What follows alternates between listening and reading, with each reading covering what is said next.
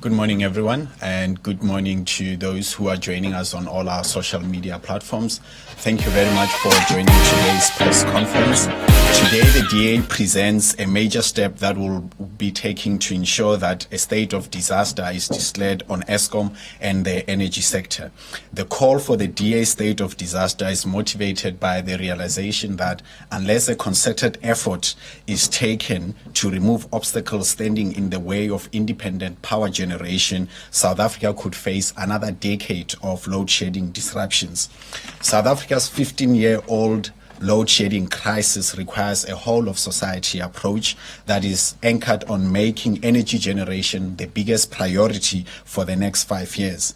The failure to resolve load shedding, long-standing threat to the country's economy and its competitiveness, has robbed unemployed South Africans of the chance to get much-needed jobs and damaged the country's standing as an investment destination.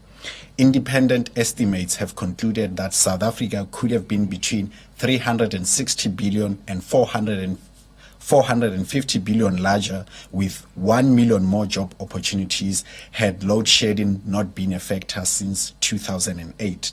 Instead, we are currently sitting with over 75% of youth unemployment and an economy that is practically stagnant.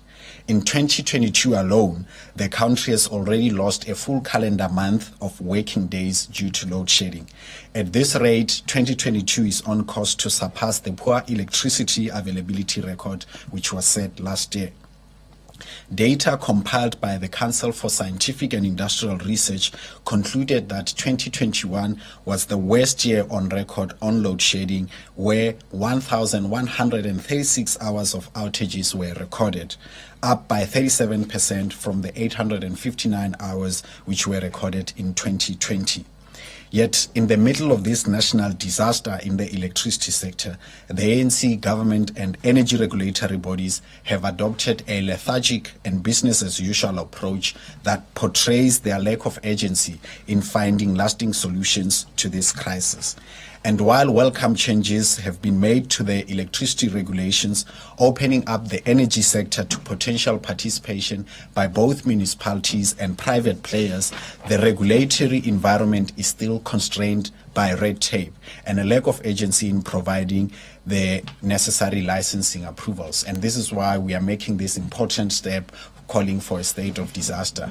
And in order to do so, I'm joined by my colleagues from the Shadow Cabinet, Khaleb Kachalia, who will be explaining in detail what the DA's reasons for calling for this state of disaster in Eskom are. And then Kevin Milem will be outlining the further action steps that will be taken to bring this to realization and to showcase what the DA governments are doing in order to take this message forward. We've got Maya Khesi from Stellenbosch, who will be sharing some of the interventions that the municipality has taken and already initiated towards leading the municipality to an era of load shedding free. Thanks, Helen.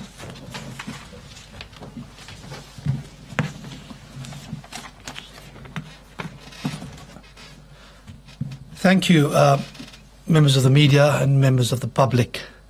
I'm going to, as my colleague Solly MALATSI said, going to take you through why we're calling for this state of disaster. As I do it, I hope that the lights don't go out, which is a very real possibility. And the reason why we're calling for this primarily is because it's on the lips of every South African.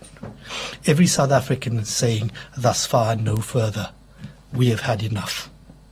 Those are the reasons. And as elected representatives, we are giving meaning to your voice in that regard. Now, very recently, Minister Gordon, the Minister of Public Enterprises, under whose aegis Eskom falls squarely, blithely floated the idea that a stage 8 load shedding is entirely possible and on the cards. This is lamentable. This is shocking. And it represents the end of the road after years of policy failure, ineptitude, malfeasance, corruption, and now a head in the sand attitude from him and his government while disaster looms. This is the sad reflection of what we face, what you face. It's absolutely clear, and it should be to anyone who's got half a brain, that we need to bring additional generation capacity to the grid to prevent this disaster from hitting us in the face.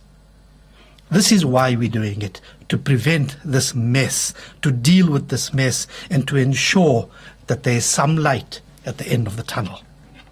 So it has to be the end of business as usual, which is why we're calling for an electricity emergency response plan, which must be activated to lay out short, medium, and long-term plans. Now, this plan, which is geared to mitigate the state of disaster, to ensure that it doesn't hit us in the face, as I've said, must involve all stakeholders, from government, industry experts, engineering bodies, independent power producers, civil society, and members of the public. As Solly has said, a whole of society approach.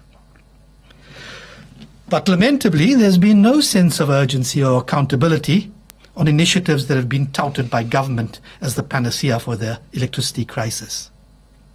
We need radical measures to avert disaster, which is why we're calling for a state of disaster, so we can do exactly that. There's also been no urgency within government and the regulators in removing red tape, which shackles and strangles renewable energy projects. The Minerals Council of South Africa recently made the startling admission that more than 30 projects in the mining industry for self-generation valued at more than 60 billion rands were being delayed by red tape alone. Remember, load shedding is job shedding, and this could be absolutely clear to everybody with that example in mind. We need to avert this state of disaster. We have in this country a generation shortfall of between 4,000 and 6,000 megawatts right now. And it is government's duty to respond with urgency. But does it? If this situation, this state of disaster that's looming, is allowed to degenerate beyond the current stage, then the consequences for our country economically, in terms of security, investment climate, and our socio-economic order will be imperiled. So can you see why we're calling for the state of disaster? It's a proactive measure, not a reactive measure. That's what good governments do. They take proactive steps to ensure the well-being of its citizens, and in this instance to supply public goods in an affordable and available manner, as is, by the way, the mandate of Eskom. In short, in the short term, South Africa we need to secure in this country an amount of power, a minimum amount of power that needs to be made available from Eskom's power fleets to ensure the minimum demands by consumers. That's you and me. In addition, we need to open up with speed alternative sources of supply to meet the nation's requirements. This needs to be at the lowest cost from whatever source within the existing environment and legal frameworks. If we don't do this, we are facing disaster. I don't need to tell you what life without electricity is.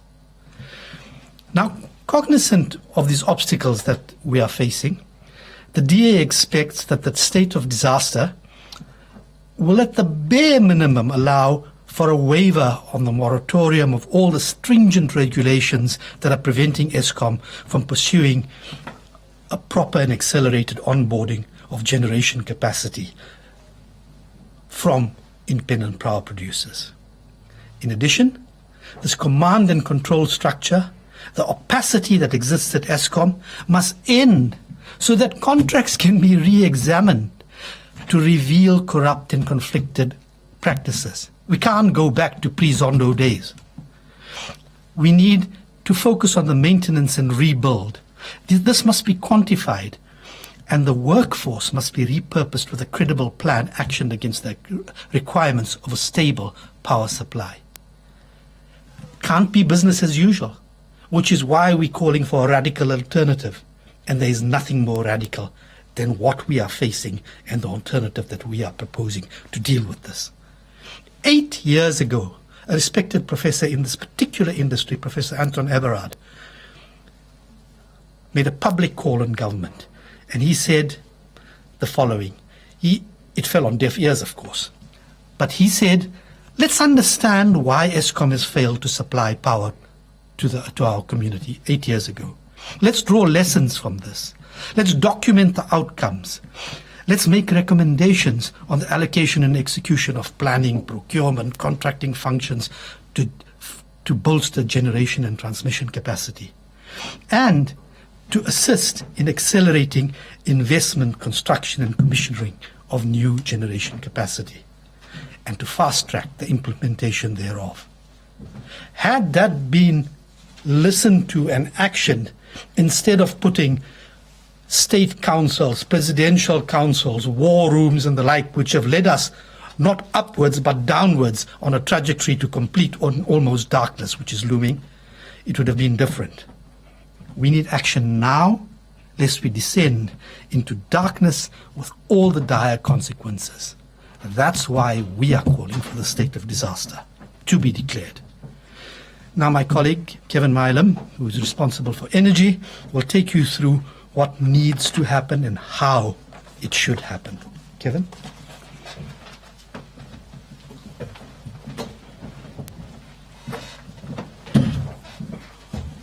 Thank you, Caleb.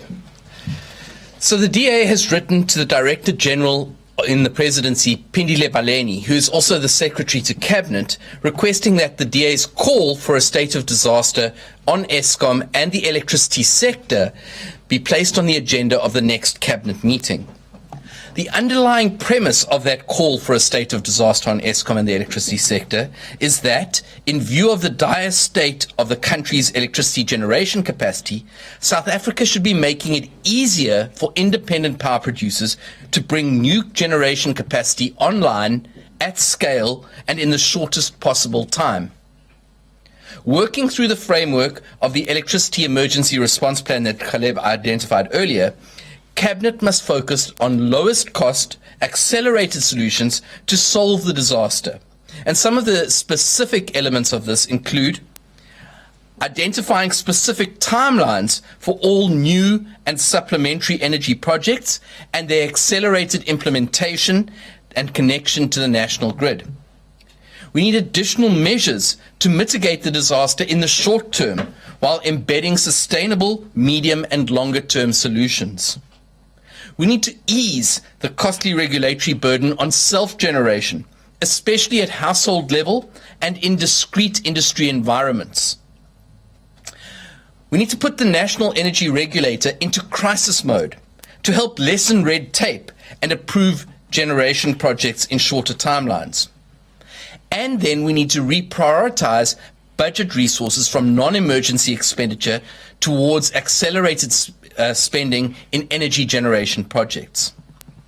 This state of disaster, through the Electricity Emergency Response Plan, must place a mandatory requirement on all approved independent power producer projects to provide quarterly updates on progress made. After living through the nightmare of load shedding for over a decade, South Africans should be afforded the courtesy of transparency and accountability on project implementation. The state of disaster must place a moratorium on localization requirements for new generation projects. It doesn't make sense that, faced with a national disaster such as this electricity crisis, the government still seeks to enforce local content requirements which potentially increase the cost and delay the rollout of renewable energy. Local material content requirements and import tariffs on imported steel also need to be waived to lower the cost of solar and wind generation.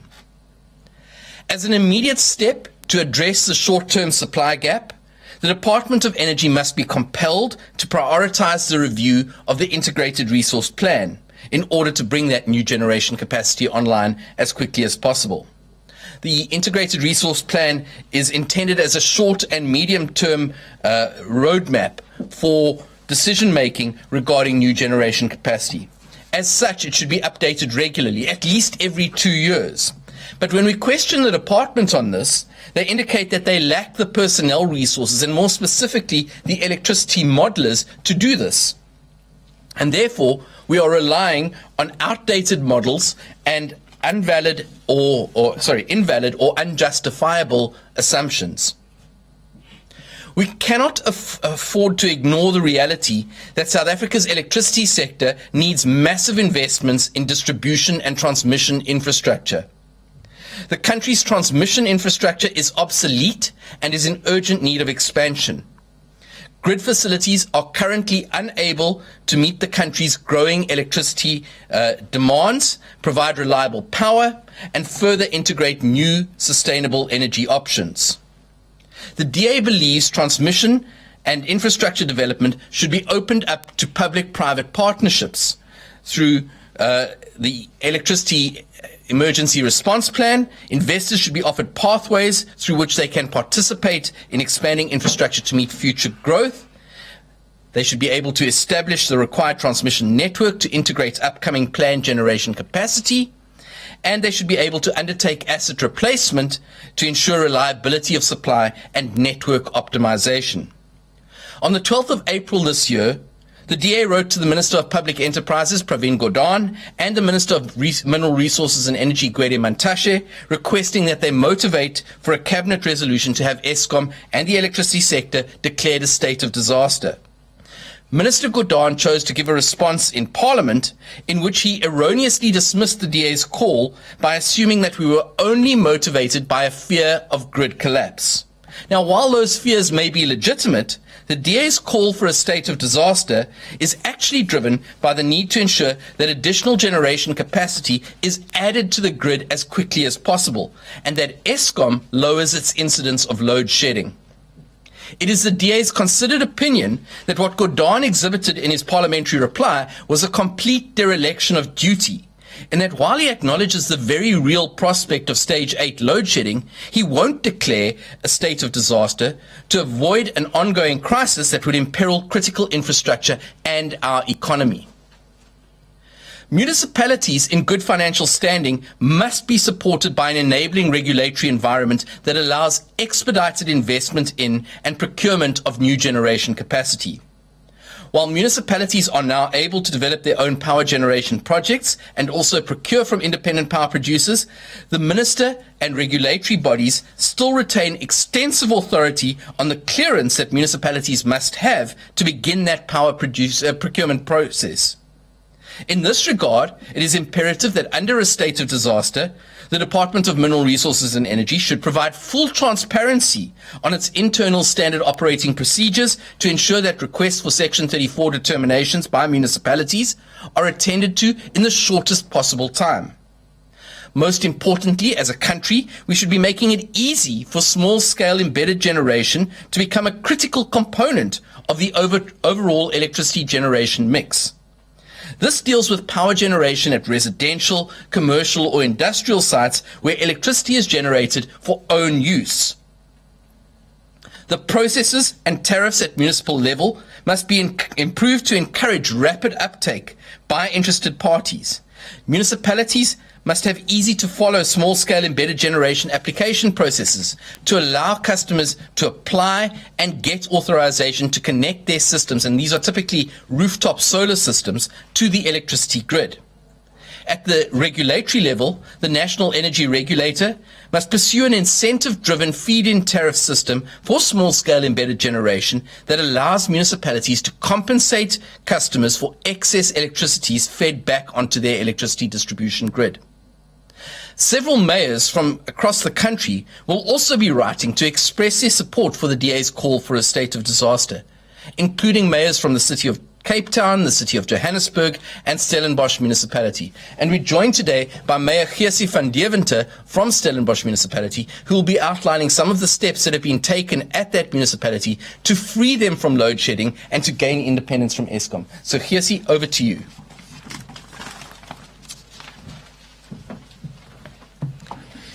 Good morning, members of the public and members of the media.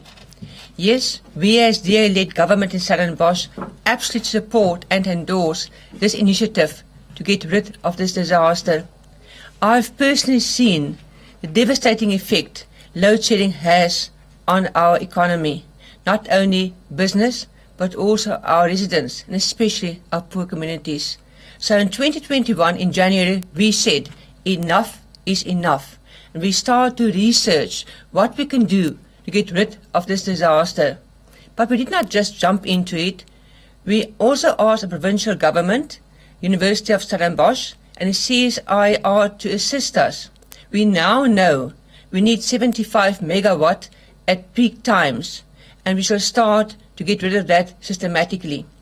We decided to not build just one big power station, because that will be devastating to our budget, but rather to use a couple of small measures in order to get there. What shall we do? We shall do solar panels, methane mining from our waste sites and landfill sites. We shall also buy electricity from small producers. We already have 180 of them on board, and call for electricity generation through a call for proposal. Now, I would like to record our progress so far, because I think that is what we need to do.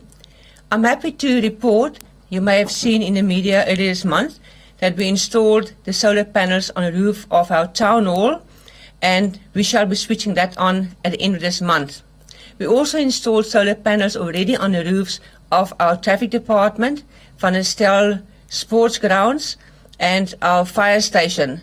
Also, we are in the process of installing various others. They shall be switched on at the end of next month.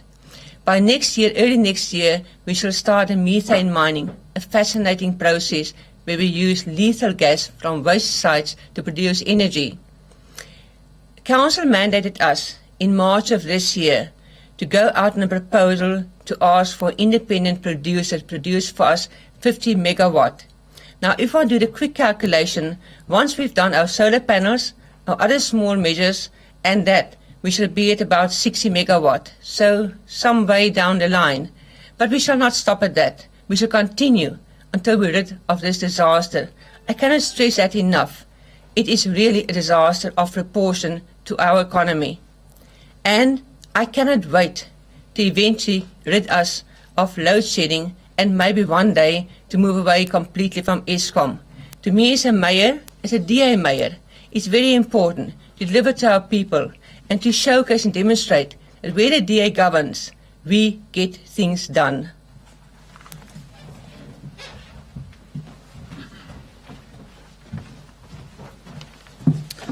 Thanks very much, colleagues. There is no doubt that our economy's ability to create jobs and retain those existing jobs is hamstrung by repeated disruptions of load shedding. And it is only by creating a reliable supply of electricity that demand meets that we can hope to address the challenge of poverty and unemployment in our country. South Africa is in a state of energy disaster, and unless urgent steps are taken to ensure that we remove existing red tape that prevents independent power producers, there's a high probability that we'll encounter another decade of long load shedding disruptions.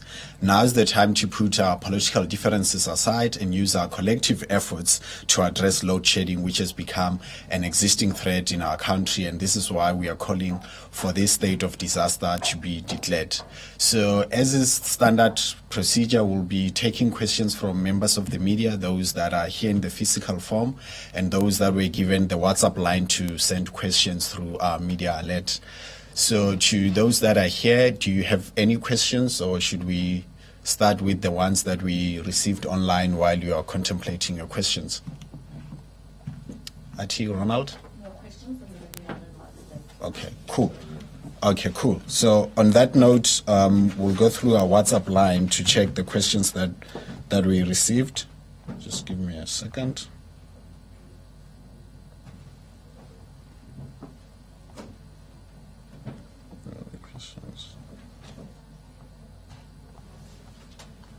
So you guys can ready yourselves on for the one-on-ones with the media afterwards. So the first questions that we got is, What will a state of disaster mean to the average person and how?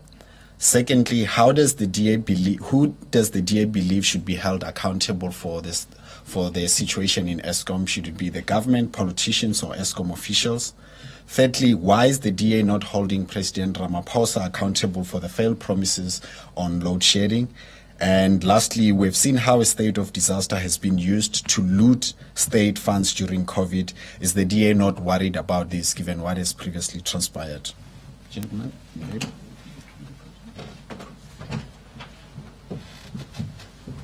Thanks, Solly. I'm going to address the first and the fourth question.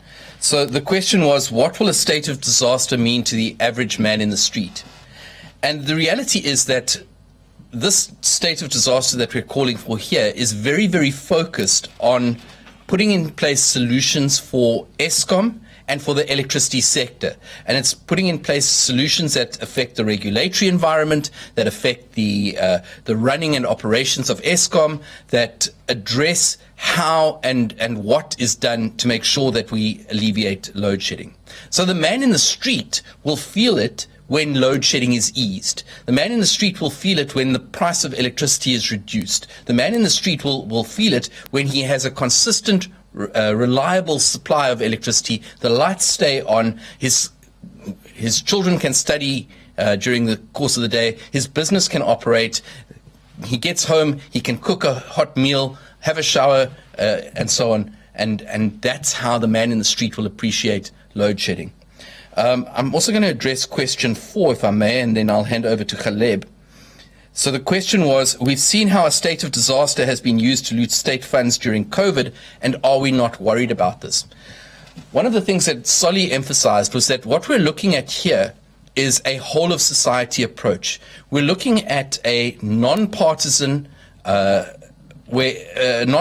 approach where industry, independent power producers, government, opposition, unions, civil society all come on board and provide a cohesive, focused approach to addressing this crisis. We've seen that Eskom alone can't sort this out. We've seen that government is incapable of sorting it out. It now requires everybody to get behind a priority project, a national priority project, and take that forward.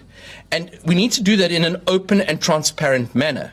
The more open and transparent we are, the less likelihood there is of corruption and malpractice. And so we've got to make sure that tenders aren't given to cronies and cadres, that there is a competitive process that is undertaken, that things are properly costed, that the processes are as open and exposed to the public as possible. And that's how we intend to ensure that there is no looting of state funds.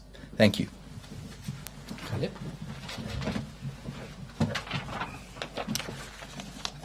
Thank you. Let me begin with the second question, which asks, what does the DA believe should be held accountable for the ongoing crisis, politicians or Eskom officials? Look, accountability is key. Government is responsible for policy. That policy has patently failed. That status, command and control policy that is shrouded in secrecy has driven us to the state of disaster. It resulted in policy failure that didn't invest on time. It resulted in policy implementation that was shoddy.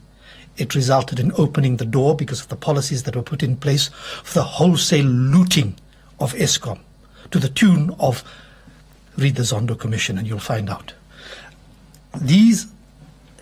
So that's government's responsibility. Of course, the executive has a responsibility as well. And the executive needs to ensure that they are properly resourced and that the skills that are required reside within them. Just yesterday, I think, the head of generation resigned from Eskom because the pressures were too great.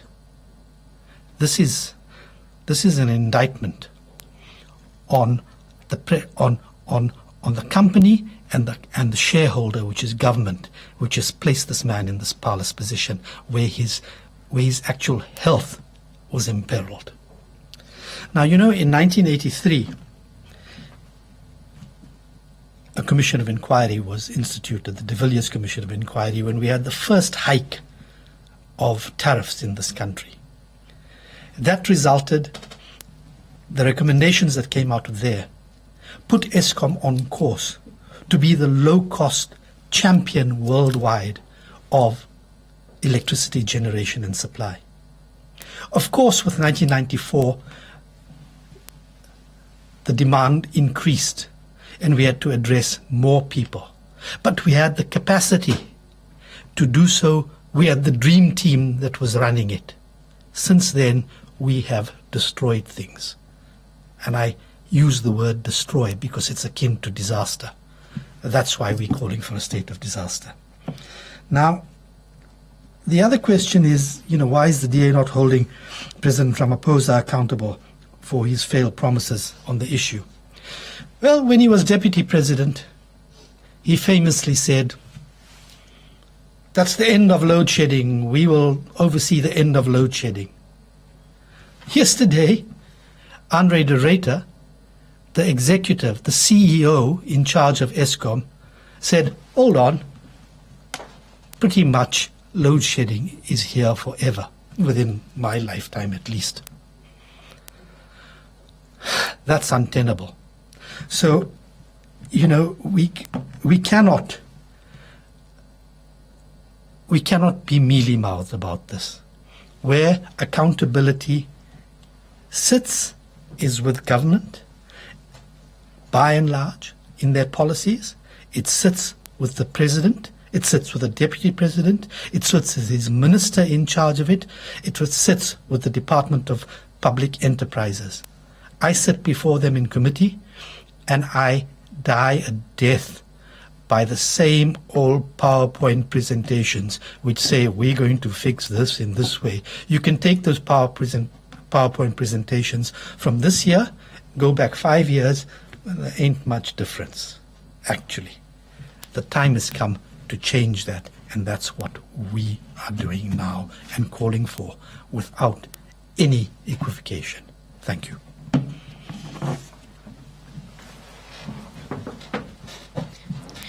I would just like to add a comment as to what it means to the man in the street, because I speak from a local perspective, and particularly from the poorer communities who do not have the means to buy generators or go and buy takeaway food or provide security lights. And those people plead with me on a weekly and a daily basis to restore electricity. Do you have any idea how they must take care of themselves from crime when there's no lights in the streets, when there's no safety measures, when they cannot cook food, they cannot provide for their children to study? So it's very, very important that we do this indeed, take care of our poor people, because they are the most vulnerable and they need us to protect them.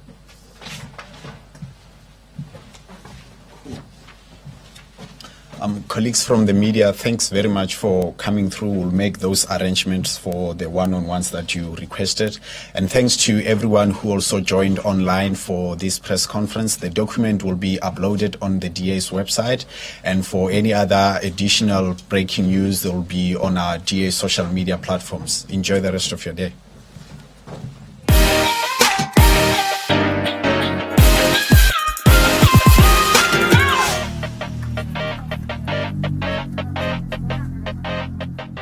This is the Steenbras Dam hydroelectric power plant just outside Gordons Bay. There's an upper Steenbras Dam where water is released into the lower Steenbras Dam through 4 generating turbines in between. During peak times or during load shedding, water released from the upper dam into the lower dam generates up to 180 megawatts of power, keeping citizens in the city of Cape Town 1 full level lower than the rest of the country during load shedding, or with no load shedding at all. The DA-run city of Cape Town is the only city in South Africa that is able to shield its residents from the worst of load shedding, keeping the lights on for longer. That's because others talk, but the DA gets things done.